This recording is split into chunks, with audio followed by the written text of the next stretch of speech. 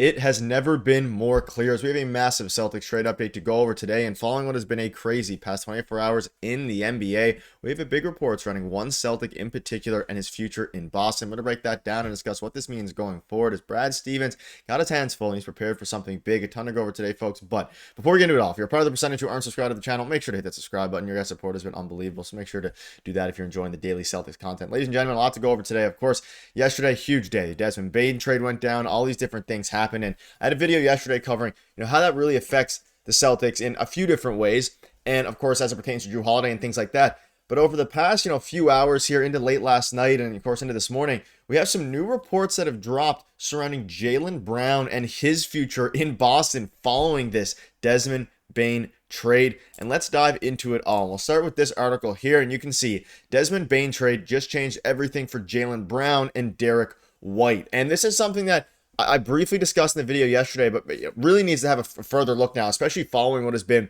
some new reports dropping this morning and things like that. And we know the Celtics are interested in trading guys like Kristaps Porziņģis, guys like Jrue Holiday, and we'll have, of course, more videos coming out on that as new details emerge. But this has really opened up the possibility now, and it has never been more clear that if the Celtics want to completely change the way that their team looks, then trading Jaylen Brown is a possibility. Now, I'm not saying it's the right move. I'm not saying I even think the Celtics should do it. But a lot of articles are dropping, revealing it is a possibility. And you can see this here. What does Desmond Bane trade mean for Jaylen Brown and Derrick White? Certain trades set the market for the rest of the league. Based on the player involved, Desmond Bane, and the players Boston could trade this summer, of course, the four we talked about. Front offices around the league may have to adjust their trade offer. Of course, we know with Bane, a very interesting player, like a lot of superstars or players like Jaylen Brown, for example. Would he have the exact same amount of value as Desmond Bane, or would he have more, potentially even less, given maybe it's a little bit harder to fit in with a given winning team? But this changes the outlook of, the Jaylen Brown sweepstakes. If you're getting, you can see there in the subtext, 4 first-round picks, a pick swap, and then 2 okay rotation players on bad contracts, especially KCP. If you're getting 4 picks back for Desmond Bane, if you can somehow manage to get, 4 to 5 picks back for Jaylen Brown, of course, all of this depends on what the picks are. Like, if they're all late picks, probably doesn't matter. But still, if you can get 4 to 5 first-round picks for Jaylen Brown, that's something you should seriously consider if you're the Boston Celtics. And, of course, they have to go under the luxury tax. That would move off of a lot of money. Of course, you have to have matching salary. Of course, you get expirings back in the deal. And there's been the big question of whether or not the Desmond Bane trade will help or hurt the Celtics. And I think it's interesting. I think it could help, but it also could hurt depending on how things go here. But overall, I think it would help them if they're looking to trade. On the one hand, Celtics have already reportedly been refusing to act from a place of contract dumping. And the last paragraph here, would this Bane trade have been enough to pique Boston's interest? Maybe. However, with it occurring in the current year, they couldn't have done it. And of course, they weren't going to be involved in the Desmond Bane trade. However, you look at it from the Celtics perspective, and we all know how many players they have that make a lot of money, the classic amount, especially since the championship win. If they decide to move off of Jaylen Brown now, which reports have indicated that they're willing to do if they get a grandfather offer, which they've yet to get, and their ideal scenario is they keep Jaylen Brown. Of course, you get rid of the other guys who are taking up luxury. Sam Hauser, Jrue Holiday, Kristaps Porziņģis, and you build around Jaylen Brown and Jayson Tatum, a duo that has proven to be able to win a championship like they did last season. However, on the flip side, if you're able to, in a seller's market, flip Jaylen Brown for a ton of assets, and then you still, can get rid of maybe Kristaps or Jrue Holiday, depending on what you do, but also depending on how the salary works out. But then you just go ahead and you have a ton of future assets then. The Celtics immediately restock their draft picks while also clearing out salary. So it has to be discussed a little bit here. And you can see here, again, we know the Desmond Bane trade sent shockwaves across the league. No one really saw that coming. And the last paragraph here is the most crucial part. That kind of return for Bane naturally raised questions about what someone like Jaylen Brown could command in a trade. Despite battling through injuries, still delivered at a high level, and it's clear he's a tier above Bane. So you have some reports coming out that overall, I think Jaylen Brown is definitely a better player than Desmond Bane. Does he fit on as many teams as seamlessly as Desmond Bane does or did in Orlando? Obviously, Jaylen Brown wouldn't fit in Orlando fantastically. They already have Paolo Banchero. They have some other guys like that. But what they do, what Jaylen Brown does do is for any team looking to get a co-star or even a star to help lead them to playoff success and maybe even a championship, then of course Jaylen Brown would be a perfect fit for them. And if you're getting 4 first-round picks for Desmond Bane, then of course you can do that for Jaylen Brown as well, you would have to assume.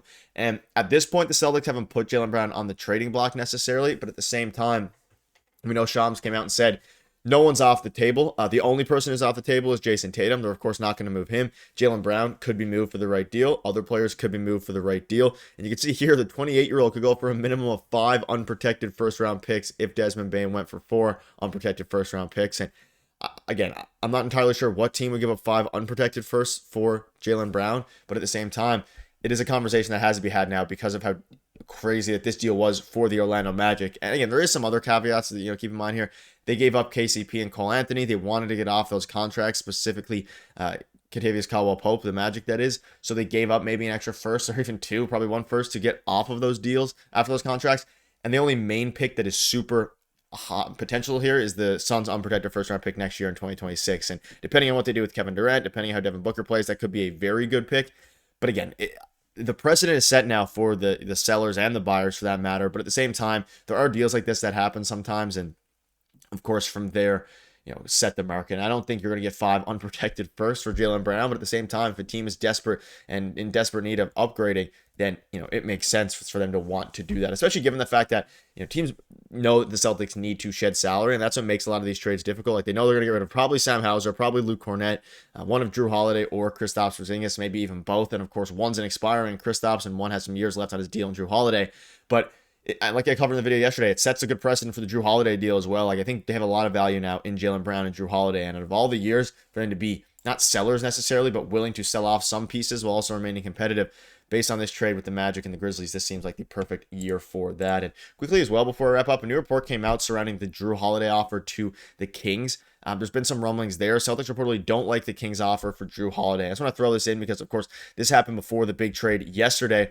But many teams will have their eyes on Holiday, including the Sacramento Kings, who desperately need a point guard. Well, that is the case. The Celtics reportedly did not like the offer they received from the Kings. The Kings have Holiday on their list of guards they're interested in acquiring this offseason. However, the Celtics have received a better deal on the table for Holiday than the Kings have offered at this point. So there is, and of course, if they didn't like the deal now, I'm sure now Brad Stevens is, and obviously knows the market and things like that, but he's going to be a little bit more careful at, quickly trading away a guy like Jrue Holiday when Desmond Bane, who's of course, 9 years, 8 years younger, 9 years younger at this point, going to be able to get a lot more value for him. No, you're not going to get more value for Jrue Holiday than you are Desmond Bane, especially given the contract and the age being the biggest thing. But you should be able to get some positive value back for Jrue Holiday at the least, even though he's 8-9 years older. So it's going to be interesting there. Let me know down below what team you think Jrue Holiday should be traded to, but also most importantly, do you think they should trade Jaylen Brown? Again, a ton of new reports coming out. You can see this tweet here. If this is what Desmond Bane is worth, I don't want to know what Jaylen Brown and Derrick White are worth. And of course, Derrick White's a whole nother conversation. I just think at this point, they're going to keep Derrick White. So didn't touch too much on it. I think he's very valuable to this team, and going forward, I think having him alongside Jayson Tatum is crucial. But Jaylen Brown, he's been in trade talks for years now, and this might be the year it finally happens, especially given the way this market is shaping up. Let me know down below, do you want to see him traded even with and following the crazy trade market that has developed with the Sacramento Kings, or not the Sacramento Kings, the Memphis Grizzlies, and of course, all these other teams out there. So let me know what your thoughts are. Thank you guys for watching. See you later.